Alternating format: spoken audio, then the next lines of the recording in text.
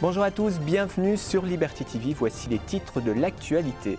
Face à une météo souvent capricieuse, de nombreux Français ont choisi le sud de l'Hexagone pour leurs vacances. D'autres, en revanche, ont pris la direction des îles grecques ou encore des Caraïbes. Air Canada pourrait lancer une compagnie low cost d'ici à 2012. Ce serait la troisième tentative du groupe canadien de lancer une compagnie à bas prix après des échecs en 2001 et 2003. La compagnie australienne Qantas annonce un vaste plan de restructuration. Une perte de 1000 emplois est annoncée. Des grèves sont également à prévoir. Et on terminera avec un accouchement pour le moins insolite puisqu'il a eu lieu jeudi dernier dans un TGV qui reliait Bordeaux à Paris. Madame, Monsieur, bonjour et bienvenue dans cette nouvelle édition de votre journal. Face au manque de soleil au mois de juin, de nombreux Français ont décidé de partir vers le sud de l'Hexagone pour trouver de la chaleur. D'autres, en revanche, ont préféré partir en Grèce ou encore vers les Caraïbes. Un bilan estival pourtant contrasté, mais l'Hexagone résiste bien puisque plus de 70% des professionnels du tourisme affirment avoir eu un mois de juillet 2011 meilleur que celui de 2010. Les villages de vacances ont enregistré des hausses importantes, frôlant même les 10% comme Bellambra ou Vacanciel. La Côte d'Azur a également enregistré de beaux scores, mais le mauvais temps résiduel a aussi poussé les Français à s'exiler. En effet, ils sont près de 500 000 à s'être envolés vers les îles grecques ou encore les Antilles, qui affichent des réservations en hausse de 30%. Des Français qui ont également choisi l'Espagne, plus 12% de touristes cet été, ou encore l'Italie, plus 10%, mais qui ont en revanche délaissé la Tunisie, l'Égypte et le Maroc. Du côté de Paris, c'est le mois de tous les records et même l'été de tous les records pour la capitale française, notamment dans les musées et monuments. Le taux d'occupation des hôtels a quant à lui atteint 91% en juillet, une hausse que l'Office du tourisme de Paris explique par la tendance aux courts séjours pour lesquels Paris est attractive et intéressante. Le mauvais temps favorise également le tourisme en ville au détriment de la plage ou encore de la montagne. Air Canada pourrait lancer une nouvelle compagnie low-cost transatlantique d'ici à l'été 2012. C'est en tout cas le souhait du PDG de la compagnie depuis quelques mois. Si un accord est trouvé avec les syndicats, Air Canada mettra en circulation 4 Boeing 767 vers notamment Casablanca, Nice, Lyon, Lisbonne, etc.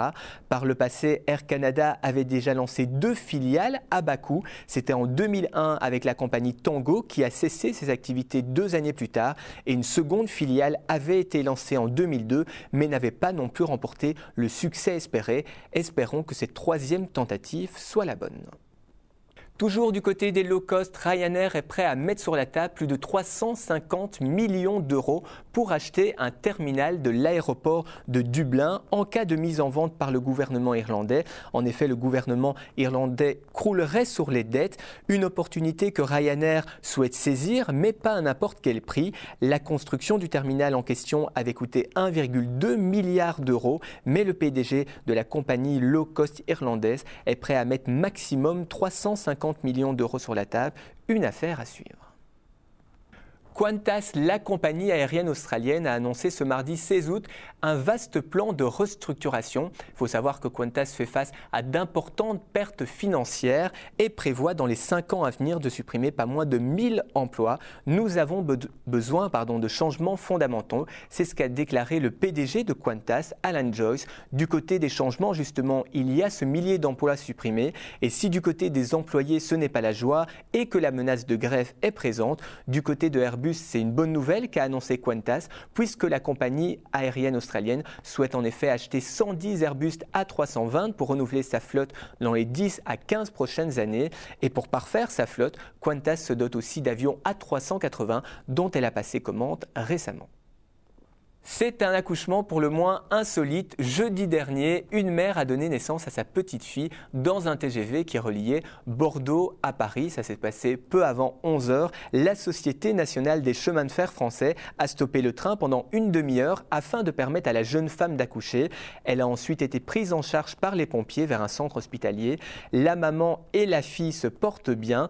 Il faut savoir que ce n'est pas la première fois que cela arrive. En 2009, dans un Thalys qui reliait Paris à Bruxelles, Bruxelles, une femme avait accouché d'une petite fille en gare de Bruxelles. Et en 2010, une mère de famille avait accouché dans les transports en commun français. Un accouchement que la SNCF avait fêté puisqu'elle avait offert un bouquet de fleurs ainsi qu'un week-end pour 2 personnes et un bébé pour une destination au choix. Beau geste donc de la compagnie de chemin de fer français. Espérons que si cela vous arrive en avion, que la compagnie aérienne fasse de même. Il s'agirait en tout cas d'un beau coup de pub pour le moins original et insolite. C'est ici que se termine votre journal du tourisme. Je vous remercie pour votre fidélité. Dans un instant, on se quitte sur de sublimes images de Bora Bora en Polynésie. Le temps pour moi de vous rappeler notre site internet, le www.libertytv.com/tv, un site sur lequel vous retrouvez tous nos programmes, notre journal en vidéo, ainsi que toute l'actualité touristique, et ce, 24 heures sur 24. Demain, vous retrouvez Valérie Delay à la présentation de ce journal. Quant à moi, je vous laisse sur de magnifiques images ensoleillées de Bora Bora. Belle évasion sur Liberty TV.